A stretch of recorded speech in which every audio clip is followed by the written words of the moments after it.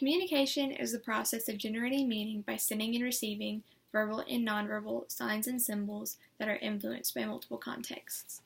For my communication model, I have chosen a sport that I really enjoy playing, which is tennis. Tennis is a really simple sport, but it also incorporates a few smaller details that make it the perfect comparison. Tennis, to start out with, does not have any referees, which makes it a lot like a conversation between two people.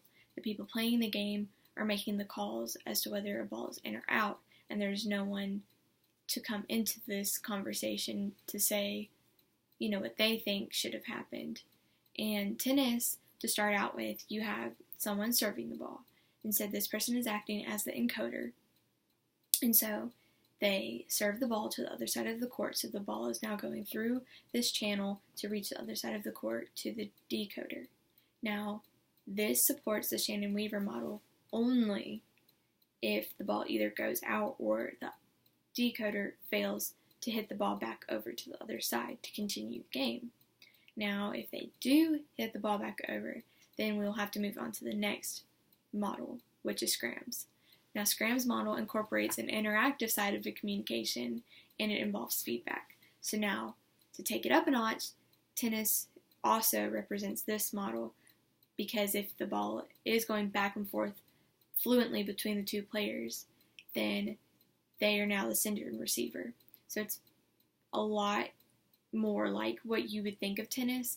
So the ball is going back and forth, and that is also incorporating this interactive concept that Scram has introduced. Now, tennis also incorporates a few issues, and one of them would be with Scram's model.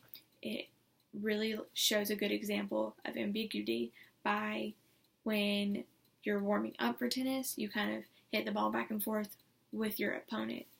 Now, it looks like you're playing the actual game, but in reality, that's not what happens.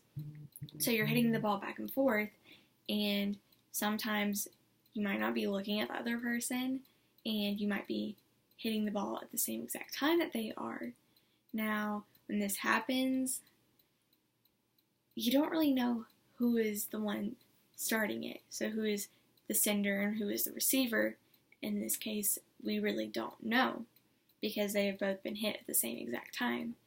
Now, to also go on top of this model, something that is a big incorporation into it is the fact that it takes into account past experiences. Now, whether this person has played tennis for a month or a year makes a big difference. For me, I played 3 years, and I was having to play people that had played 10 or 15 years of their life, and they were much better than I was. So that is just a big thing that sums up Scram's model.